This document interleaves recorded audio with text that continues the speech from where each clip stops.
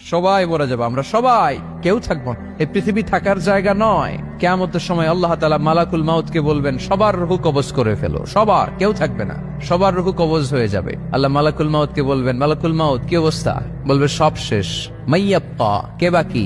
মালাকুল মাউত বলবে জিনেরা বাকি, যাদেরকে দেখা যায় না। আল্লাহ বলবেন জিনদেরকেও শেষ করে ফেলো, রূহ কবজ করো। মালাকুল মাউত আজরাইল জিনদের রূহ কবজ করবে। আল্লাহ এবার জিজ্ঞেস করবে, ইয়া মালাকাল মাউত আখবিরনি মাইয়াব্বা, এবার বলো আর কে বাকি? মালাকুল মাউত বলবে, আল্লাহ মানুষগুলো সব শেষ, জিনগুলাও শেষ, এবার বাকি ইবলিস শয়তান। কে বাকি?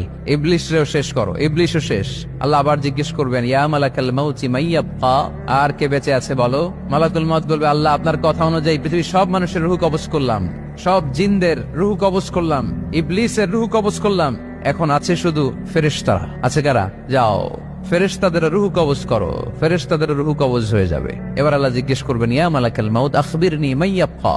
মালাকুল মাউত বলবে, আল্লাহ আপনার কথা মতো ধরে ধরে সব শেষ, ফেরেশতাও শেষ, 4 জন ছাড়া। কয়জন ছাড়া? জোরে বলেন, কয়জন ছাড়া?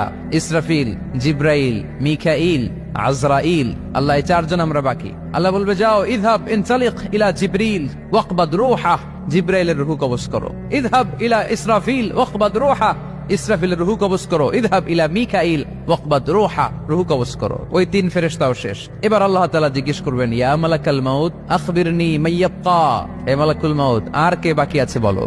মালাকুল মাউত বলবে, আল্লাহ আপনার কথা মতো মানুষগুলো শেষ, জিনগুলো শেষ, ইবলিস শেষ, আমার বাকি 3 ভাই ইসরাফিল, মিকাইল, জিব্রাইলও শেষ, শুধু আমি, শুধু আমি।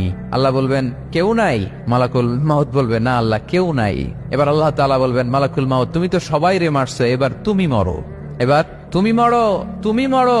শোনার সাথে সাথে মালাকুল মাউতের কাঁপুনি ছুটে যাবে, খিচুনি এসে যাবে ভয়ে। আল্লাহ বলবেন, কাঁপুনি দিয়ে তো লাভ নাই, কারণ কুল্লু নাফসিন যায়িকাতুল।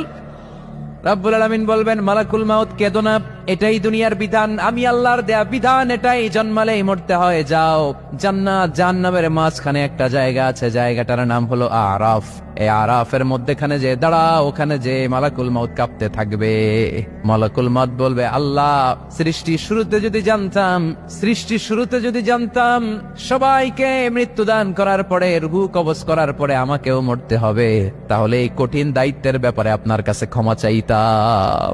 আজকে আমারও যে ভাগ্য বরণ করে নিতে হবে সৃষ্টির শুরুতে, আমি এটা কল্পনাই করতে পারি নাই। আল্লাহ বলবেন, নো টক, মুত ইয়া মালাকাল মাউত, মর, মরে যা, মুত, মরে যাও।